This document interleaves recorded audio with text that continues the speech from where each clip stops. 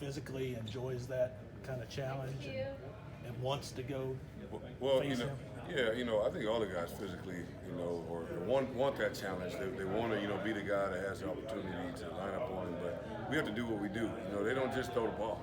They run the ball. They find ways to have him run the ball. They find ways to give him the ball all the time. He's not the only weapon. He's a very, very good football player.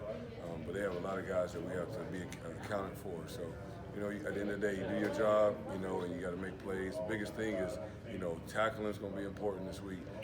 Alignments and execution, like I just told the guys, our communication and assignments are going to be critical. How helpful was it for those guys to get a lead, to go out there and play with, knowing that the offense is putting up some points on the board? I mean, compared to the last couple. To be honest with you, we tell them every series, hey, 0-0. It's our job to go get the ball back. We don't really have time to be looking at the scoreboard. We're making adjustments, going back on the field, trying to execute what we do. So it's not really tough to get them to focus in and try to continue to do what we do. We got a lot to prove. We still have a lot of people that doubt what we are able to do, and so we got to prove it to ourselves first. And, it starts with the coach. I challenge them every day to get better at certain aspects of their game, and if we don't do that, if not to my liking, we're going to find a way to get it fixed. So I think guys are starting to get a little tougher mentally and physically, and we're going to be able to go out there with a lead or without a lead, go out there and do our job.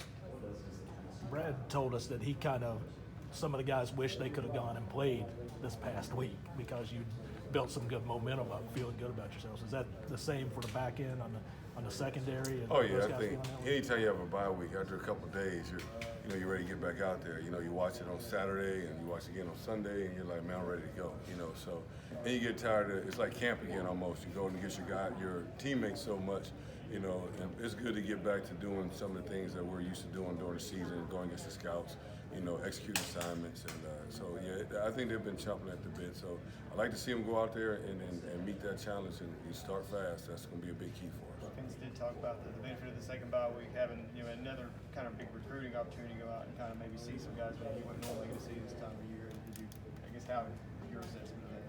Well, I think that's always critical to see those guys. We did a pretty good job the first week seeing most of our guys, and we had a couple guys come up that we had to go, check out here later. It's always good to show those guys love, show the UK brand out there where we go recruit. That's critical in recruiting success. Brandon Eccles has been a guy who's been one of the highest rated corners in the country week after week. What's allowed him to be so successful just 1 year removed from JUCO? Not telling him that he's the highest rated or one of the highest rated corners. I didn't know that. We don't really look at all that stuff. He still feels like he's got a lot to work on. He's a very confident kid, but he knows there's parts of his games that he leaves on the field at times, and he wants to go out there. He wants to get interception.